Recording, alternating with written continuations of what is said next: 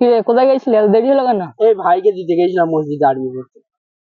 কেন, তোর ভাই একা যেতে পারে না? আরে না রে, আজকে মাইনে দেওয়ার ব্যাপারটা ছিল তো, তাই মৌলানা সাহেবকে মাইনেও দিয়ে এলাম আর ভাইকে দিয়েও এলাম। এইটাই তো, ইমাম সাহেবরা দিনী ইলম শিখাচ্ছে, আল্লাহর কিতাব শিখাচ্ছে, তাও কেন পয়সা নেই, এটা আমার মাথায় ঢোকে না। কেন ওরা ফ্রিতে পড়াবে? পয়সা তো নেবেই। আল্লাহর কাজ শিখাচ্ছে, পয়সা কেন নেবো ওরা? ইমাম সাহেব কি তা বলে মাটি খেয়ে থাকে বা হাওয়া খেয়ে থাকে? ওদের দোকানে গেলে টাকা দিয়ে মাল কিনতে হয়, তো ওদের কেন তাহলে ফ্রিতে পড়াবে? টাকা নেওয়া তো অবশ্যই উচিত। তাও ঠিক।